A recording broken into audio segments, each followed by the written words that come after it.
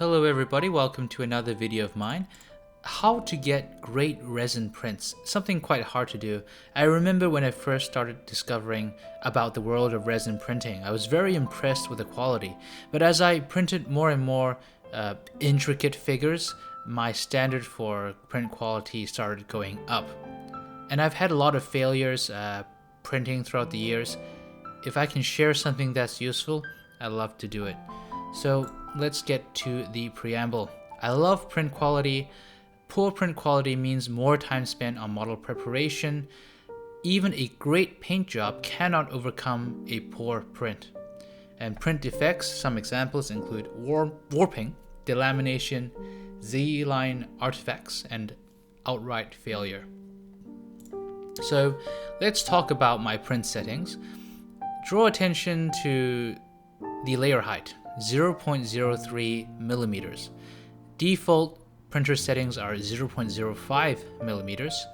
I found that at that layer height, I was seeing a lot of Z layers, and that was a lot of sanding that I had to do. So I tried 0.025, but that was a bit too thin. Prints would start to fail, and so 0.03 is, in my mind, a great compromise. Exposure time of 1.9 seconds. This is up to you. You should calibrate your printer. You should not follow my exposure time. You should follow what your calibration tells you. I'll talk a little bit about calibration at the end. At the bottom, take a look. Rest time after retract. 1 second for that. That's the amount of time that the printer will wait before turning the UV light back on, just to allow the resin to flow into the right places. Next slide.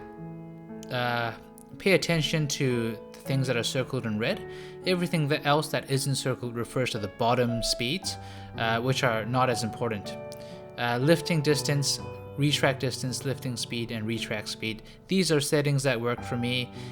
They may not work for you. You may desire to slow things down to get a more stable print. You may want to speed things up even. That all depends on your resin and your printer. Finally, in terms of print settings, just some anti-aliasing settings. Let's talk about light supports. I use light supports very sparingly.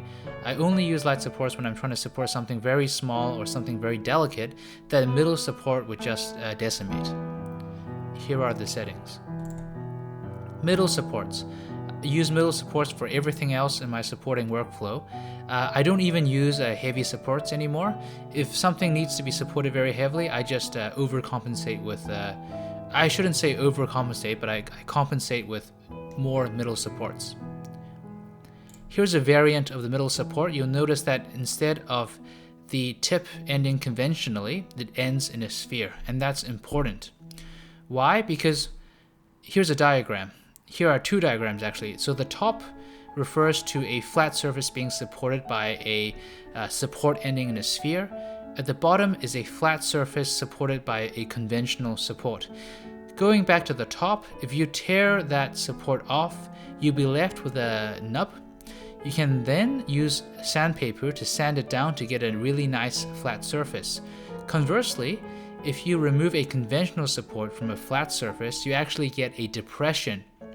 It's much harder to use filler to fill up the depression than it is to simply sand away a nub. So I would recommend, if you're ever supporting a large flat surface, use these supports with a sphere at the end. Final tips. This is not going to be a very complete list of everything that you should pay attention to, but just a few tips. Make sure the temperature is at least 25 degrees Celsius, and I would recommend during those cold winter months that you use something called a brew belt, BREW. The brew belt that I've shown here happens to be in blue, and you fit it around the resin vat. Usually they have some kind of control dial. You can set a temperature, and well, it just works. It works very well. I can tell you that during the winter months, my prints were failing left and right. I started using a brew belt, and I didn't have any more failures after that. Make sure the resin is well mixed. It would be my next point. I use a plastic spatula. I start drawing figure eights in the vat to mix up the resin. And before I pour in resin from the bottle, I make sure to shake the bottle well. Make sure the FEP film is clean and undamaged. Many times I failed when the FEP film has sprung a leak.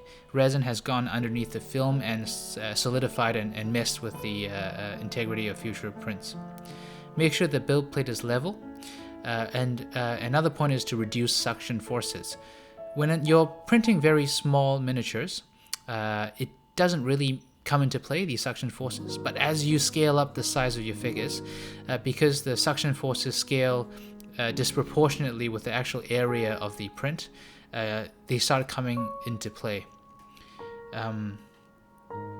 The strategy to reduce suction forces are to use less flat surfaces. One way you can do this is by hollowing out the model. I myself use a hollow setting of 1.5 millimeters. You also should use drain holes for two reasons. One, to drain the resin so it's not trapped inside your model, but also to allow air to flow in and out, and for resin to flow in and out during the printing process to reduce suction. Finally, please make sure to calibrate your print settings to the resin that you are using. Even if you own the exact same printer as I do, which is an Elegoo Saturn III Ultra, I would recommend using the cones of calibration test, which is something you can Google, to calibrate your printer to that exact resin that you're using. Every printer somehow is a little bit different, even the same model number and SKU number, I should say. And it's just so important. If there's anything that you want me to elaborate, please leave a comment, but I hope this short video puts you in good stead.